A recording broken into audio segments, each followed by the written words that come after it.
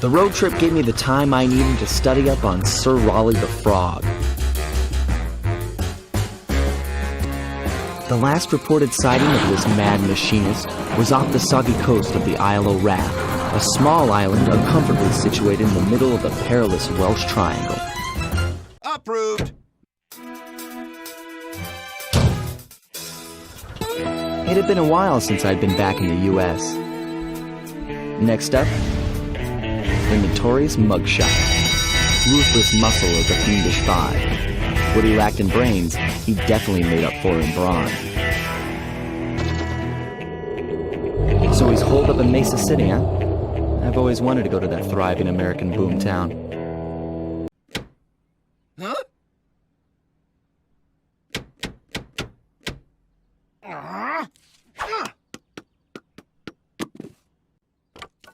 Excellent argument. Approved.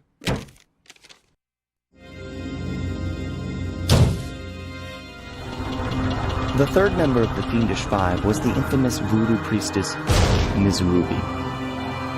Approved.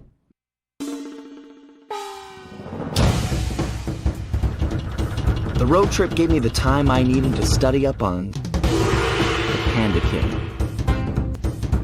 Humiliated, the Panda King took revenge on those who shunned him by using the very tools of his art for crime.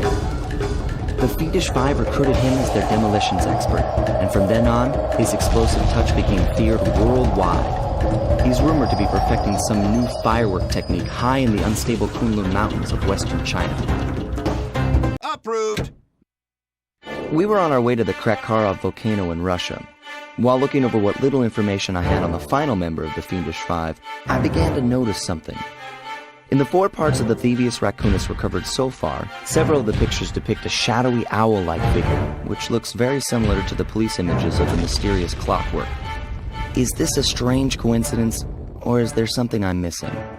I don't know. There's a lot of people waiting. You'll have to take a number.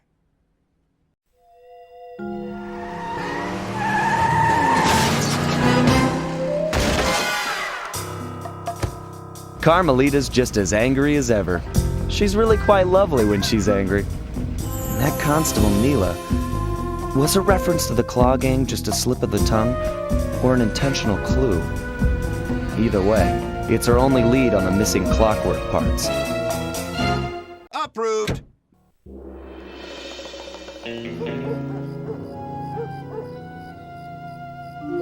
I had to call in a few favors to get the goods on the Claw Gang's local operator, Dmitri, a sort of underworld celebrity, equally at home in high-class art circles and shady back-alley crimes. Excellent argument. Approved. Another clockwork part had surfaced in India, so the boys and I loaded up the van and zeroed in on our next target, a mysterious spice lord known as Rajan. True to form, he's holding a lavish ball in his newly purchased ancestral palace. The reason? To show off his latest acquisition, the clockwork wings. Excellent argument. Approved.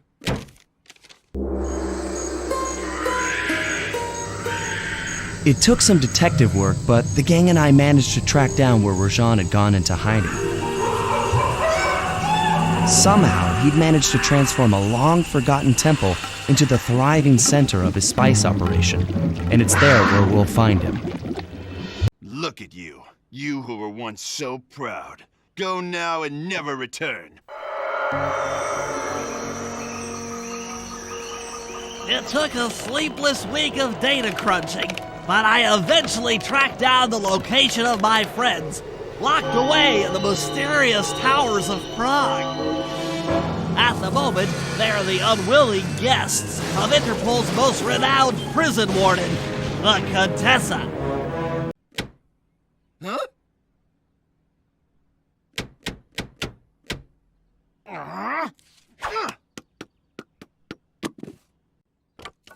Excellent argument. Approved. Time for a little payback.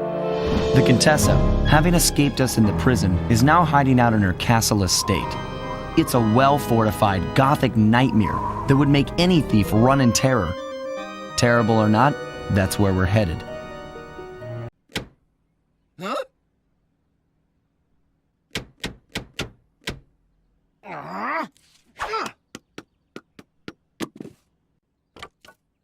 Excellent argument. Approved.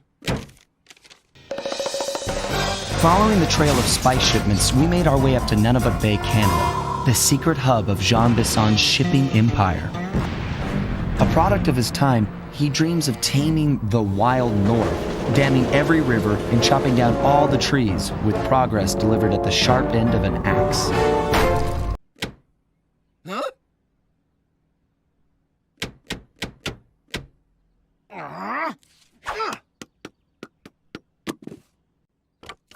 Excellent argument. Approved. Tracking the source of the disturbance was easy. By simply following the lights, we were led north to an immense lumber camp. The sheer number of fallen trees advertised Jean Bisson's presence and that he was in possession of the clockwork talons. I wish I could corroborate that. There's a lot of people waiting. You'll have to take a number. There we were, heading east across the Atlantic Ocean, stowaways on a giant airborne fortress. Though time was short, we made sure to study up on our unknowing host, Arpeggio. Carmelita cursed herself for showing up too late to get a few shots in on Clockla, so she took it out on what was close at hand, the hate chip. And just like that, it was over. Without that core piece, that essential center of clockwork, there was nothing left. Approved.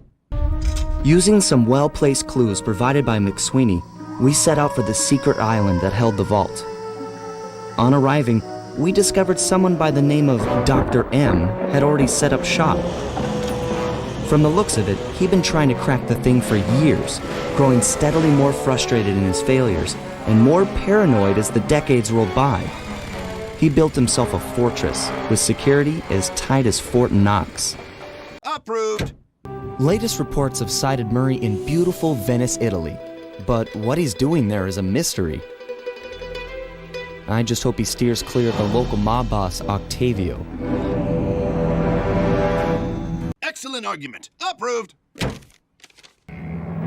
However, when we finally arrived in the outback, it was a shock to find that things had changed. And the guru was nowhere to be seen.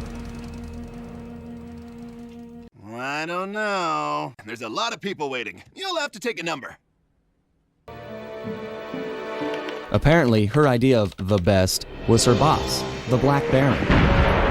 A big-time dogfighting champ up there in Holland.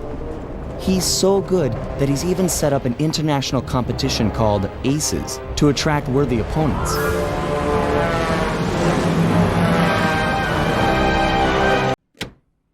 Huh?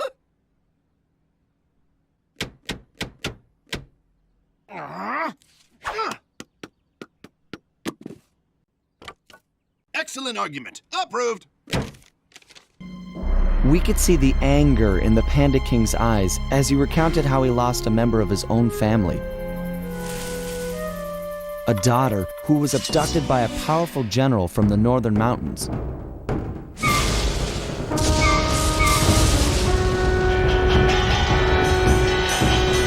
Approved. Lafouille was beat, outsmarted by our own resident genius, who'd done more than just rescue a team member, he'd won himself a girlfriend. It was nice to hear him talk. They'd have these conversations the rest of us couldn't even follow. Far as I could tell, they were made for each other. Excellent argument. Approved. We watched as Dr. M just stood there, unwilling to leave as the walls caved in on the vault. He'd spent his life lusting over the Cooper fortune, and he wasn't going to give it up, no matter what the cost. Our exit was a little rough, but Murray managed to get us out just in time to witness the final fate of the Cooper legacy. It was a bittersweet moment. The end of the road always is. We both looked on, lost in our thoughts, thinking back on all the adventures that had brought us here. The people we'd met and places we'd seen. We'd worked for a long time to get Sly into that great vault, and now its secrets were hidden again, this time for good. I could only hope that he'd found what he was looking for in there. Approved. My target was an upstart art mogul, a real hotshot collector. He seemed respectable, had even opened a new museum. But I could smell a rat. Reliable sources told me he was dealing in black market antiques worth millions. So I felt he should share the wealth. I was working on a plan when one night, as if on cue, Bentley showed up. Approved. We needed to locate Ryuichi Cooper, Master Ninja, and Master Chef. According to the Cooper clan history, Ryuichi Cooper was actually the inventor of sushi. After creating this delectable dish, he opened a sushi restaurant, which, while very prosperous, also provided the perfect cover for a ninja. When we got to Japan, it was obvious something was very wrong. What should have been a peaceful village was more like a heavily patrolled military base. We located Ryuichi's sushi restaurant only to find it shut down and under guard. Things got worse when Bentley discovered that Ryuichi was locked up in a new high-security jail, allegedly for serving bad sushi to the shogun. It all sounded like a pretty tough piece of fish to swallow. We needed to get to the bottom of the situation, and the first order of business was getting Ryuichi out of prison. Excellent argument. Approved.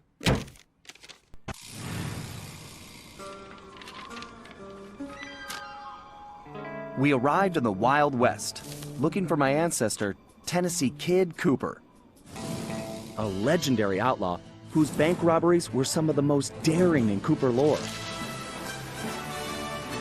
When we arrived, it took some time to locate him, but we eventually found him in prison. His arrest was the handiwork of the local sheriff, who had celebrated by posting his own picture all over town.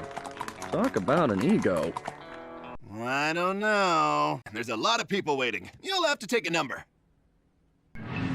We got Bob safely back to the hideout, where everyone took an immediate liking to him. It's now illegal. Once Sir Galeth calmed down, we returned to the hideout and got the whole story. The surrounding area was held in the iron grip of a fearsome Black Knight. His origin was a mystery, but his power and technological might was impressive. He'd even created a new type of robotic guard, which patrolled tirelessly and without mercy. Galeth had been captured when he tried to take on these guards single-handedly.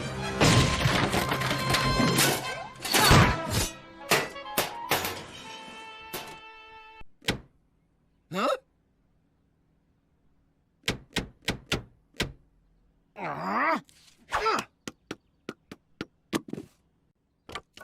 Excellent argument. Approved.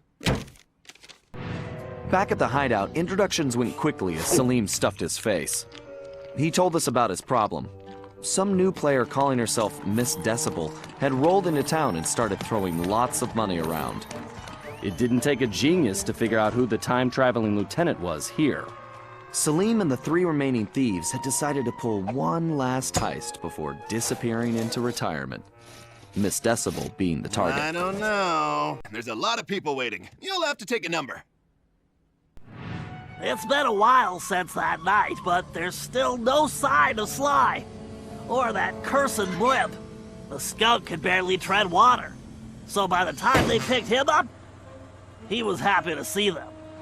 Word is he earned a special cell in solitary confinement, where the only thing he'll be collecting from now on is gray hair. Both Paris and the Thievius Raccoonus were back to normal, but that hardly made us feel any better.